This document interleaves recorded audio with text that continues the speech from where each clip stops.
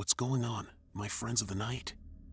Are you ready to confront one of your deepest, darkest fears and stare it right in the face?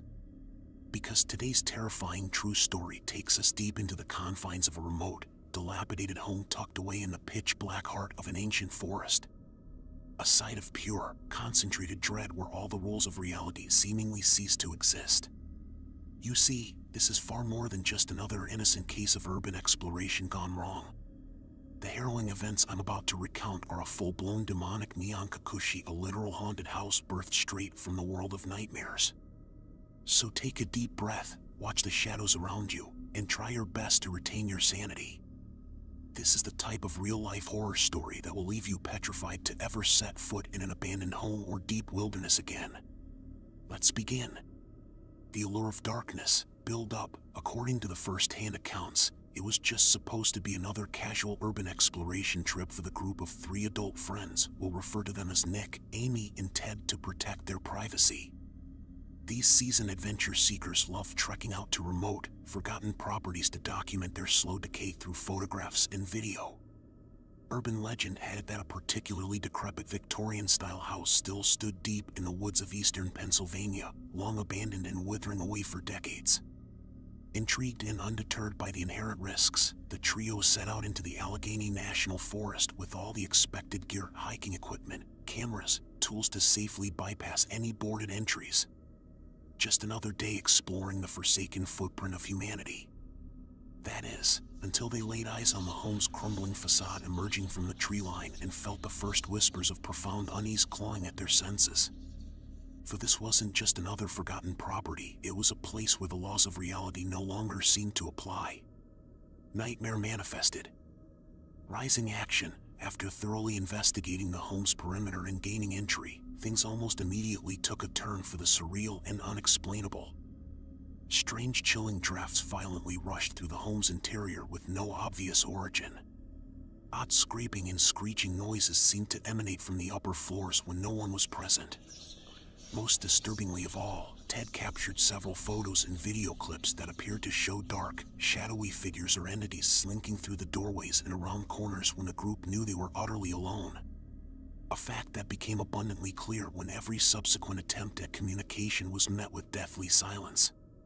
As they continued exploring deeper, the hair-raising paranormal activities only intensified. In the basement, all 3 explorers simultaneously witnessed an antique wooden chair violently sliding across the earthen floor by itself, pushed by some invisible force. And then there was the profound sense of ominous presence and dread permeating throughout the property that seemed to be actively amplifying by the minute, as if whatever entity lurked there was steadily awakening to their trespassing. By the time the trio reached the top floor where the malicious spiritual energy appeared to be centered, each one of them was paralyzed with abject terror and the undeniable feeling they were being watched, even hunted, by something ancient and primordial in nature. That's when amateur videographer Nick captured the coup de grace, several seconds of raw, unedited footage of what appears to be a dark, smoky humanoid entity coalescing in the shadows before violently lashing out with inhuman speed directly towards his camera lens and point of view. According to the chilling group testimony, that's the last memory Nick has before they fled in a panic, driven out by that same all-encompassing feeling of dark possession that had seemingly invaded both their minds and souls. Aftermath and closing thoughts in. The end, whatever malicious presence called that forsaken forest home appeared to have no intention of letting the urban explorers escape entirely unscathed. All 3 have reported experiencing recurring night terrors of that shadowy entity still hunting them months after their harrowing excursion. Ted and Amy even sought psychiatric treatment for new-onset PTSD-like symptoms stemming from their experience. And the pitch-black hallways and rooms of that isolated property still await, tucked out of sight and mind from the outside world for any foolish enough to seek it out and succumb to its sinister call. So let me leave you with this simple warning, horror fans.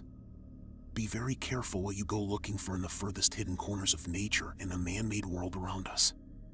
You may just find that the veil separating our reality from the deepest, darkest recesses of the unknown realm is far thinner and fragile than you ever could have comprehended. Sometimes, it's best to leave the things humanity has abandoned to the ravages of time be. That's because once we depart, something ancient and unfathomable may lurk, lay claim, and remain as the new master of those domains we've forsaken. So the next time you start planning an adventure to document some long-forgotten piece of human civilization overtaken by wilderness, remember this tale of 3 people who came face to face with a presence, an evil that was simply too old and too powerful to deny or survive. I know I'll be keeping my eyes peeled for any signs of inhuman behavior or unearthly presences lurking around.